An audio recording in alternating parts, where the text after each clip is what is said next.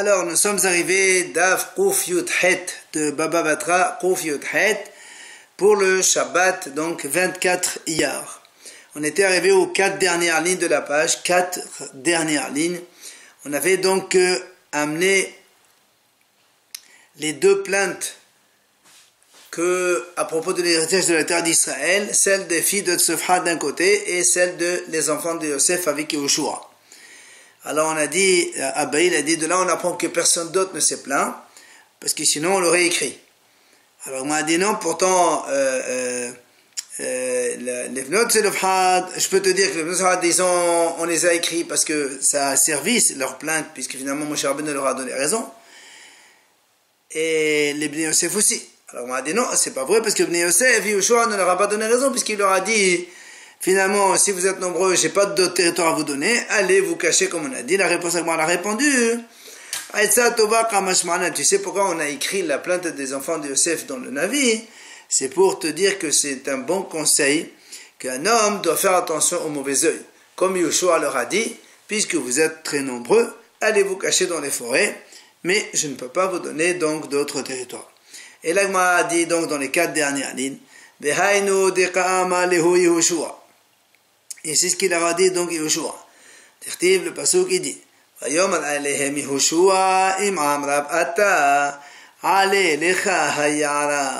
si tu es nombreux, va alors te cacher dans les forêts.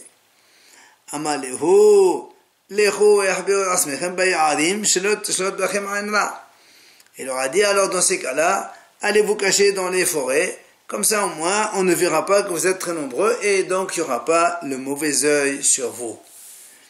Alors là moi dit, les enfants de Yosef, ils lui ont dit, Anan mezara de Yosef, de la shalta be'aina bisha. Ils ont dit, on n'a pas besoin, parce que nous on est les descendants de Yosef. Et les descendants de Yosef, il n'y a pas de mauvais œil sur eux.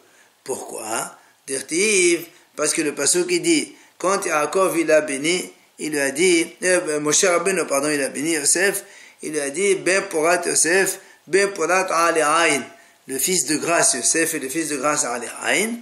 Et Ve'amar Rabbi Abahu, il a dit à propos de ce pasuk, Atikri Ali Ain, Ella Ole Ain. Ne dis pas Ali Ain, mais Ole, au-dessus de l'œil. Ils sont eux, Yosef, au-dessus de l'œil. Donc le mauvais œil n'a pas d'emprise sur eux.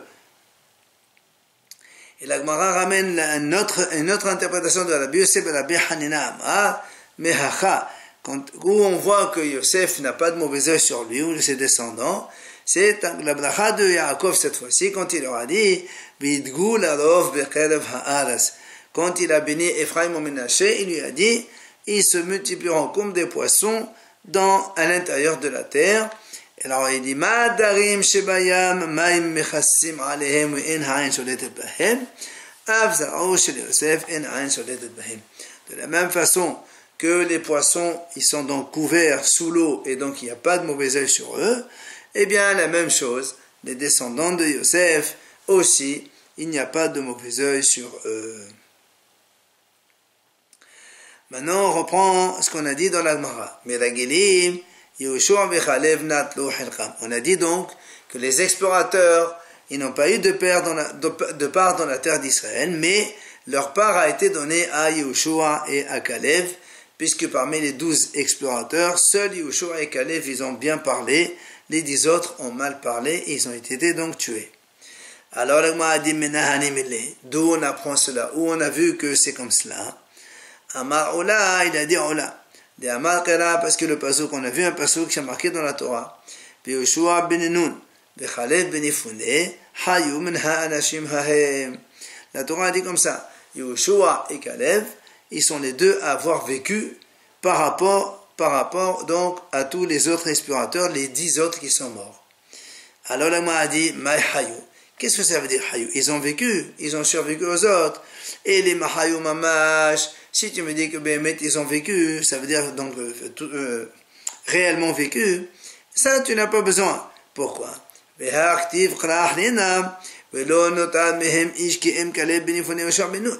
Parce qu'on a un autre passage dans la Torah dans lequel c'est marqué il n'est resté plus personne de ces explorateurs en dehors de Kalev et de Yehoshua. Donc on voit très bien que tous les deux ont vécu. Pourquoi alors tu as besoin de répéter une deuxième fois, hein? Et la ma et hayou, c'est pour ça que l'agma explique c'est quoi le mot hayou, ils ont vécu, c'est pas hayou tout simplement vivre tout simplement. Chez hayou behelqam, c'est-à-dire ils ont vécu dans leur territoire. Donc ça veut dire ils ont pris leur part de territoire. Yehoshua et Caleb, ils ont pris la part de territoire de 10 autres explorateurs. Après on a dit Mitlonenin ba'adat Korah lo haya lahen helak ba'ares. On a dit donc les plaignants, ceux qui se sont plaints, ainsi que l'assemblée de Korah, ils n'avaient pas de part dans la terre d'Israël. Alors on a dit, pourtant il y a une braïta qui dit comme ça. Mais la Gelim, Mitlonenin ba'adat Korah, Yehoshua vechalem nat lo helkam. Il y a une autre braïta qui dit, les explorateurs, les plaignants et l'assemblée de Korah, c'est Yehoshua et Caleb qui ont pris leur part. Alors comment tu dis ici que les plaignants et l'assemblée de Korah n'avaient pas de part dans la terre? Bien, la Gemara répond. La kasha, il n'y a pas de question. Comment? Mon makish mitlonenim limragelim. Mon lo makish mitlonenim limragelim. Il y a un qui compare les mitlonenim comme les mragelim. C'est-à-dire pour lui comme les mragelim. Yehoshua et Caleb, ils ont pris leur part, mitlonenim aussi. Et il y a un qui dit non, c'est deux choses différentes. Les mitlonenim, ils sont à part, et les meragelim, ils sont à part. Donc les meragelim, c'est que Yehoshua et Caleb, et les mitlonenim, ils n'ont pas de part. Et la Gemara nous ramène justement cette mahloket, donc, dans la Breta. Détania, la Breta dit comme ça. Avinu med bamidbar. Ça c'est, donc ce sont les paroles des filles de Tzofrat quand elles sont venues réclamer chez Moshe Rabbeinu. Ils lui ont dit, Avinu med bamidbar. Notre père, il est mort dans le désert. Et donc c'est Tzofrat. Après ils ont dit, Behu lo haya betoch ha'eda. Et donc ils ont dit à Moshe Rabbeinu, notre père qui est mort, c'est pas parce qu'il était dans l'assemblée. De quelle assemblée il s'agit? C'est Adat Melagelim. On parle ici de l'Aïda, de l'assemblée des Meragelim, des explorateurs, parce que c'est là-bas où la Torah a exprimé le mot l'Aïda, quand il est dit Ad Matai, l'Aïda hara'a hazot. Aïda, donc ce sont les explorateurs. Donc les filles de Tzofrat, l'assemblée de Moshe Rabbeinu, notre père, n'étaient pas dans l'assemblée des explorateurs. Hanno adim ala Adonai elu mitlonenim. Hanno adim ala Hashem, c'est toujours encore les paroles des filles de Tzofrat. Elles ont dit, et notre père ne faisait pas partie de ceux qui se sont noadim, ils se sont un petit peu rebellés contre Hachem. Ici on parle de qui? Mitlonim, ce sont les plaignants. Ba'adat Korah kemashma'o. Et ce passage en vérité, le mitlonim, et donc on expliquera tout à l'heure qu'il s'agit donc des plaignants de l'assemblée de Korah, c'est pas les autres plaignants. Alors, voilà donc comment la Breta l'explique. Maintenant la Gemara dit, Mol makish mitlonim limragelim. Il dit, comme les filles de Tzofrat, elles ont mis dans le même passou, les Meragelim et les Mitlonenim, on fait Ekesh, et donc tous les deux, c'est la même chose. Et c'est pour ça que le premier, il a dit que Yehoshua et Caleb, ils ont pris la part de terrain, aussi bien des explorateurs que de plaignants de l'assemblée de Korah. Au mort, la Makish Mitlonenim, les Meragelim, l'autre Hacham, lui, il te dit non, il n'y a pas de Ekesh, et ils ne sont pas donc un à côté de l'autre. Même s'ils sont dans le même verset, alors chacun il est à part, et donc les mitlonenim, c'est dans d'autres corps, ils n'ont pas de part, les meragelim, eux, c'est Yehoshua et Caleb qui ont pris leur héritage. Alors bien, Rapapa il vient poser la question à Abaye, il lui dit, Ulman de makesh mitlonenim les meragelim, parce que jusqu'à présent, le mitlonenim pour nous, on croit ce sont les plaignants, c'est tous les plaignants qui se plaignaient parmi les shvatim tout le temps, d'accord? Alors il lui dit, dans ces cas-là, toi tu me dis, si tu me dis que Yehoshua et Caleb, ils ont pris la part de terrain des explorateurs, ils sont 10, je comprends. Mais si tu me dis, ils ont pris aussi la part des mitlonenim, c'est-à-dire tous ceux qui se sont plaints pendant les 42 heures, il y a eu des milliers de Juifs qui se sont plaints. Alors donc, Yehoshua et Caleb, ils vont prendre la part de presque tout Israël ou la majorité. C'est pour ça qu'il lui répond à Abaye Amalé, Mitlonenim, Sheba'adat Korah Kamnenan. Quand on parle de Mitlonenim, En vérité, c'est pas toutes les plaintes qu'il y a eu pendant le désert. C'est seulement les plaignants qui étaient dans l'assemblée de Korah, c'est-à-dire ces 250 hommes qui étaient avec Korah, ils se sont révoltés contre Moshe Rabbeinu. Il vient à papa et il pose une autre question à Abaye. Il lui dit, donc comme on a vu précédemment, il y avait une mahloket. Selon Rabbi Yonatan, c'est donc la terre a été donc partagée en fonction. Donc Rabbi Yonatan, c'est en fonction de ceux qui sont entrés en Israël. Rabbi Yoshia, en fonction de ceux qui sont sortis d'Égypte. Alors il lui dit, selon donc Rabbi Yoshia qui a dit que la terre d'Israël a été distribuée en fonction des sortants d'Égypte, alors il lui dit, Haïno dirtiv, je comprends le pasuk quand il dit, Vaïpelu havle Menaché asara. Les territoires de Menaché, ils sont arrivés à 10 parts différentes. Il dit, comment je comprends? Il dit, parce que tout simplement, Sheta de Sheta Bate Avot. Il y avait 6, puisque Menaché, donc il avait 6 enfants. Et le Rajma Minuzamar qui sont rapportés dans la vie, Aviezer, Hel, et Aviezer, c'est la même chose, Heleb, Asriel, Shechem, Shemida, Vehefer. Ça nous fait 6. Donc il y a déjà 6 parts.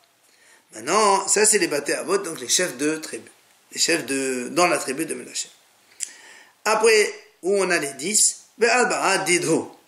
Et les 4 qu'on a donnés aux filles de Selefhat. Pourquoi 4? Tout simplement, comme on avait expliqué précédemment, les filles de Selefhat, elles ont pris la part de Selefhat, plus la part de double qui lui revient, puisque c'était un Bechor, plus la part qui lui revient dans le grand-père Hefra, puisque lui aussi il était de Tzem Israël. Ça fait 3. Et on verra dans la Gemara, elle va expliquer pourquoi il y en a 4. Donc on a donné 4 aux filles de Selefhat, plus les 6 des autres enfants de Menaché, ça fait 10. Ah, ça. Et là, la Gemara dit, mais papa, il lui dit à Abaye, les mains des Amal, mais celui qui dit, la terre a été donnée en fonction de ceux qui sont entrés en terre d'Israël. De manière havo. Il n'y en a que 8. Pourquoi 8? Sheta bate avot. Les 6, donc comme on a dit, des 6 enfants de Menaché qui sont entrés en terre d'Israël. Et les 2 autres, les 2 autres, puisqu'on a dit que les filles de Tzlofhad,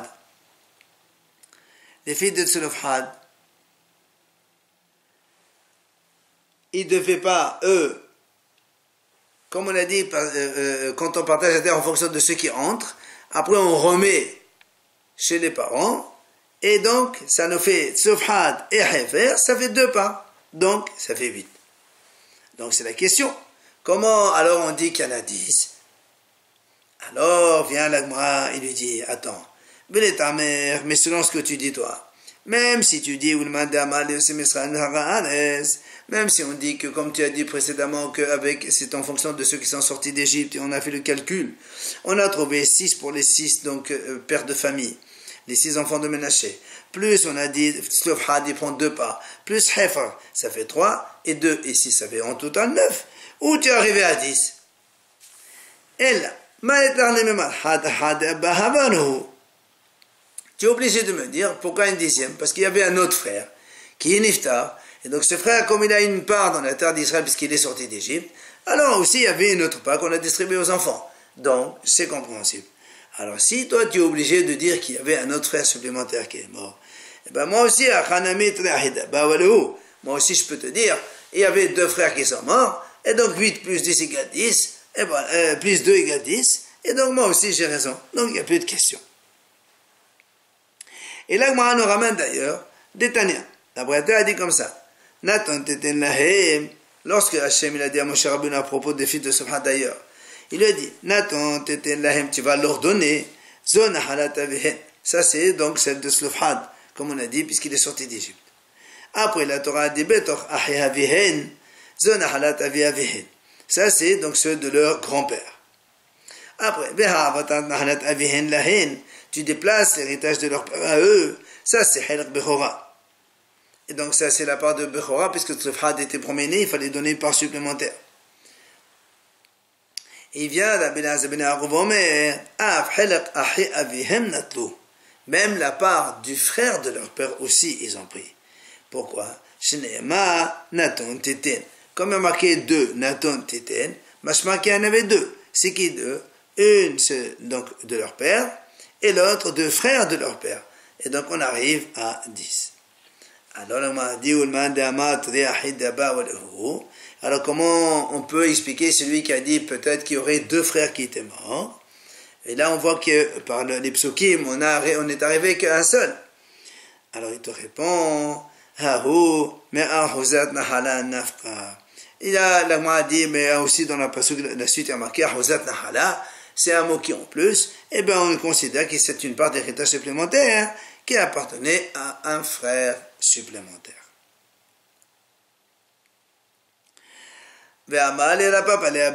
Encore à papa, il pose la question à Abaye. Il lui dit,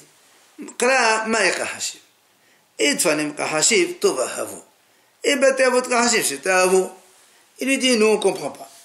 Maintenant, on sait que Ménaché, donc il avait 6 enfants. Tzefhad et les 6 qui sont entrés. Tzefhad, lui, il est niftar. Si maintenant tu comptes que les Baté Avot, c'est-à-dire les chefs, comme par exemple on a dit les enfants de Ménaché, alors dans ces cas-là, il n'y en a que 6.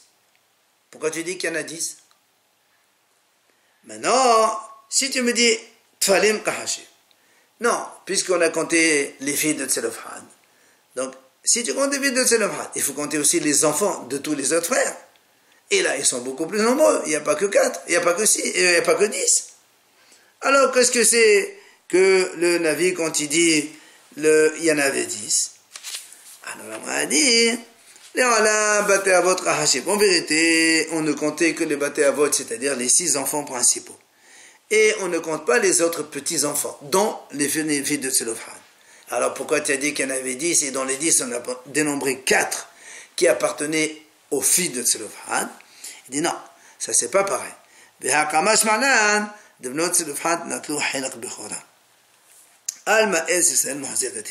Parce que c'est pour nous apprendre un enseignement important. Étant donné que les filles de Tselofhad ont pris 4 parts, pour arriver à 4, il faut obligatoirement prendre la double part de droit donc de Bechor, de premier-né, qui était Tselofhad. Or, nous savons que un premier-né, il ne prend pas le double part dans ce qui est Raoui, qui va venir plus tard, mais seulement qui est Bemouhza. Et si on leur a donné, Mouhza, ça veut dire ce qui existe maintenant. Et si on leur a donné aux filles de Tselofhad la part de leur père, qui était premier-né dans la terre d'Israël, machma que la terre d'Israël n'est pas considérée comme un bien qui va venir plus tard, mais quand vient un bien qui est Mouhza, ça veut dire qui appartenait déjà au Béni Israël, et c'est pour cela que dans le passage qu'on a dit 10, et c'est pour donner cet enseignement. Amar Mor, on a dit dans la suite de la brette en haut, Be'abanim, Natlo, quand on a posé la question à propos de ces gens qui sont donc les enfants des explorateurs. Quand on a posé la question à propos des enfants des explorateurs, et on a dit comment ils ont pris, voilà. Quand on a dit Habanim, les enfants de ces gens-là qui n'ont pas de part, ou comme les explorateurs ou les plaignants de l'assemblée de Korah, qu'est-ce qu'ils ont fait? Alors on a dit, ils ont pris Bisrout Avi Avehem, leur grand-père, ou paternel, ou Bisrout Avi Moten, donc le grand-père aussi maternel. Alors là, on a dit pourtant, il y a une bretta qui dit, Be'atania, Bisrout Asman. Il y a une bretta qui dit que ces petits-enfants-là, ils ont pris par leur propre mérite. Alors comment tu expliques ça? Bien là, moi, répond là, Kachia, il n'y a pas de question.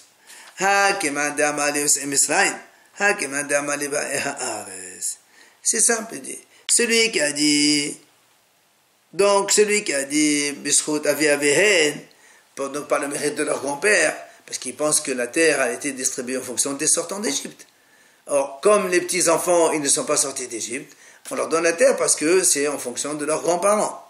Mais celui qui a dit Bisrout Azman, c'est par leur propre mérite à ses petits-enfants qu'ils ont eu la part de terre en Israël.